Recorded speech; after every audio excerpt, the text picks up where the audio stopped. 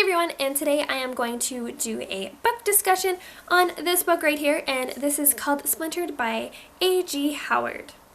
How these book discussions go is that I'm going to talk to you guys about the book first off, and then I'm going to tell you guys what I like about it and what I didn't like about it, who's my favorite character, who wasn't, stuff like that. So that part will probably be the parts that is going to have spoilers, so I will alert you guys ahead of time when there are going to be spoilers. So this is a fairy tale retelling of Alice in Wonderland, and I'm going to read the back for you guys so you guys can kind of get the gist of what's going on without me spoiling it for you. Alyssa Gardner hears the thoughts of plants and insects. She hides her delusions for now, but she knows her fate. She will end up like her mother in an institution. Madness has run in her family ever since her great-great-grandmother, Alice Liddell, or Little, or I don't know how you pronounce the last name. I always butcher last names. Told Lewis Carroll her strange dreams, inspiring his classic Alice's Adventures in Wonderland. But perhaps she's not mad, and perhaps Carol's stories aren't as whimsical as they first seem. So I have been loving fairy tale retellings lately, and I gave this book 5 out of 5 stars on Goodreads, and I definitely enjoyed it. I love the cover. It's very beautiful, and also if you guys look inside, it's got like purple-ish writing, and the chapter headings, like if I can show you a chapter heading, right here are beautiful as well. Sorry, my light's kind of washing it out. So this is the part of the video that if you have not read the book, you definitely should, because this is an amazing book and I truly enjoyed it. And I'm going to start talking a little bit more about what I liked about it, and this may be spoilers. So if you guys definitely have not read it, then you might want to pause this video, go read it, then come back and we'll discuss it. So leave comments down below for the discussion and we'll talk about it. So the first thing I'm going to talk about are my favorite characters. I have 2 favorite characters, and that is Alyssa, and she is the main character. She's the one that goes into the rabbit hole.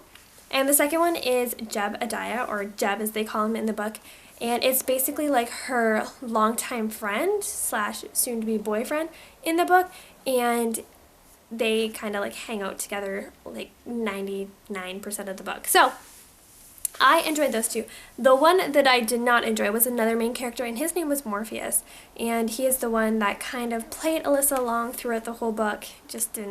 I didn't like him, didn't like how he was portrayed. He was really mean, and I know that's supposed to be how his character is supposed to be portrayed, but I just didn't like that. So he was the one character that I didn't like. I don't think there was another one that I didn't like, except one of the sister spiders that tried to eat her or something like that. I don't know. So my favorite part of the book would have to be when Alyssa soaked up I think they called it an ocean of tears, because I think it was Alice's tears. I'm not 100% sure. Can't remember. But that was my favorite part, because she soaked it up with a sponge, and even though she was getting pulled under in the water, Jeb jumped off of the boat to go in and try to save her. So I thought that was a great part, and that kept my attention. Like it just makes me want to read. This whole book alone just made me want to read it. Like I could not put this book down. One part that I didn't like, there was a few, because I didn't like Morpheus. So I'm just gonna say one part is when him and Alyssa were alone, and they were alone quite a bit, and I just didn't like how he was like playing her the whole time, and he wanted her but she didn't want him, kind of thing. I don't know. I just didn't like that part. So any part with just Morpheus and Alyssa together, I just didn't like. I just couldn't get through it. Because I think it's because I didn't want her to be with Morpheus, even though she kind of did when she was with him, but I wanted her to be with Jeb. So that is the part that I did not like about this book. I loved how intriguing this book was. This book always wanted me to pick it up and just keep reading. Like I did not want to put it down, even though there were some bad parts, there were some good parts. I found the first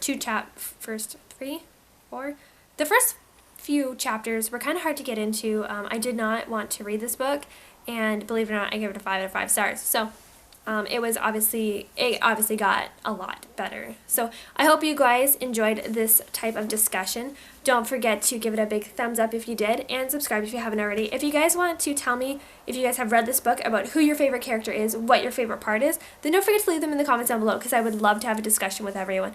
Thank you guys so much for watching, and I hope you guys have a great day. Bye. Hey everyone, and welcome back to our channel. Today I'm going to do my July wrap-up and my June TBR. So let's jump right in and get started. I'm going to start off with my June wrap-up, and the first 3 books are in a trilogy, and that is the Ruby Red trilogy. So I read Ruby Red, which I gave a 5 out of 5 star rating for. Sapphire Blue, so I have to see which order these go in. Sapphire Blue, which I gave a 4 out of 5 stars because I found that there wasn't as much information as it. I felt like I still wanted more information, so yes. And then the last one I read is Emerald Green, and these are by Kristen Greer.